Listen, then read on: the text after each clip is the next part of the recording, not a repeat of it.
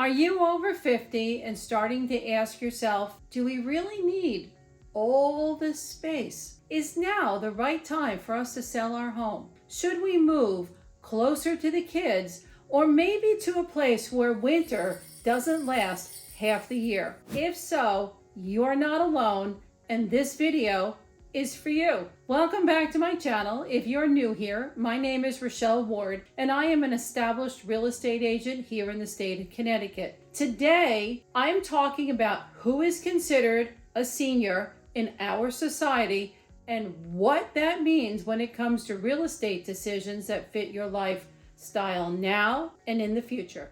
So let's start with a question.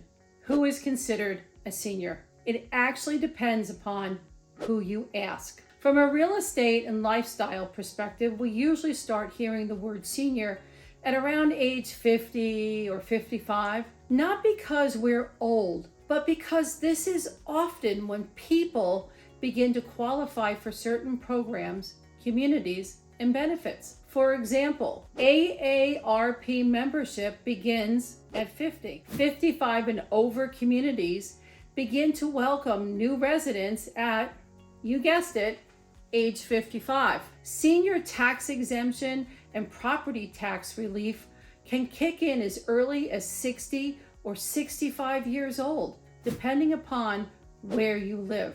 But being called a senior doesn't mean we're slowing down. Simply means that we've earned a little more say in how we want to live.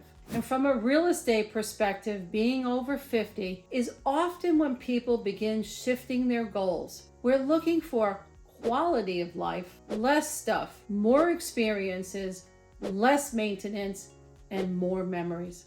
So how do you know if it's time to consider downsizing or relocating? Here are a few signs I hear from clients all the time. We don't use half the rooms in this house like we used to. Keeping up with the yard work has gotten so much harder for us. We would love to travel, but this house keeps us tied down here. Our grandkids live out of state and we really miss them. Do any of these things sound familiar to you? Sometimes it's all about reducing the physical demands and sometimes it's financial. Maybe you're sitting on a house that's worth far more than when you first purchased it, and you'd rather use that equity for something that brings you joy. And sometimes it's about choosing the lifestyle that feels like the one you've been working towards for decades. Now let's talk options, because this is where the fun begins. Option number one, downsizing. This means staying in your current area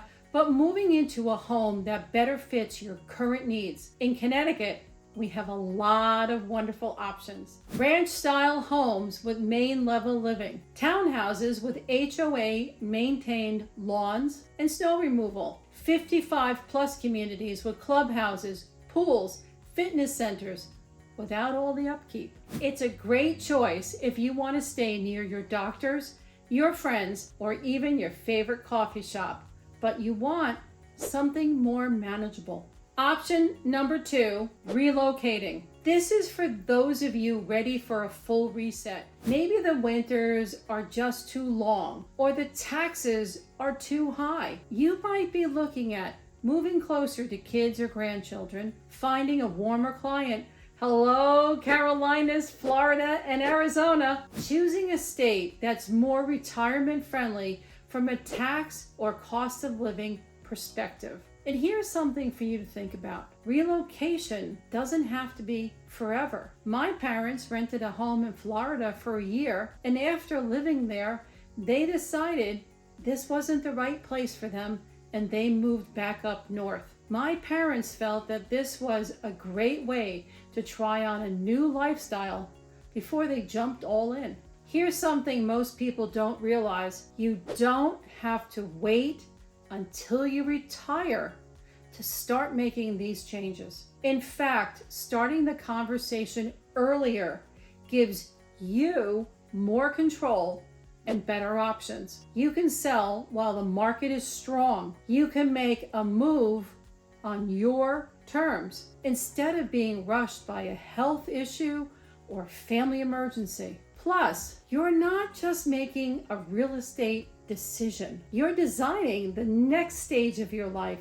And that's something to get really excited about and not dread. And as someone who's walked through this with countless clients, I can tell you, those who planned ahead felt the most at peace with their decision. Whether you're just starting to think about selling or you're ready to list today, I'm here to help you explore what's possible. Together, we'll talk about the current value of your house in today's market, how to prep your house for sale with the least amount of stress, whether buying, renting, or relocating makes the most sense for you, and how to make this feel empowering and not overwhelming. I bring more than real estate experience. I bring emotional support and also local resources to help every step of the way.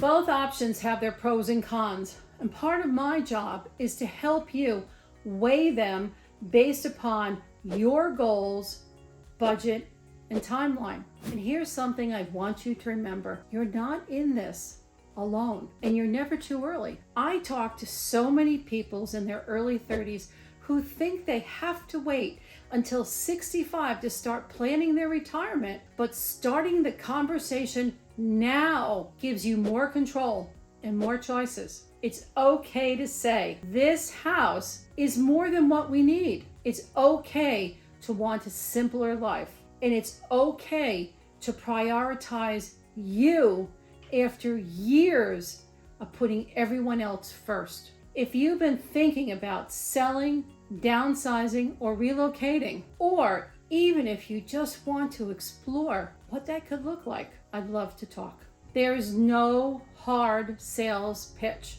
just a friendly conversation about your options and how I can help guide you towards your next chapter with confidence and clarity. So if you're 50, 60, or beyond, you're a vibrant, capable senior with a whole lot of life left ahead of you, and your home should support that life, not hold you back. If this video spoke to you, please go ahead and hit the like button, subscribe to my channel, and drop a comment down below. What are you dreaming about for your next chapter? This has been Rochelle Ward. Have a great day, and I'll see you on the next video.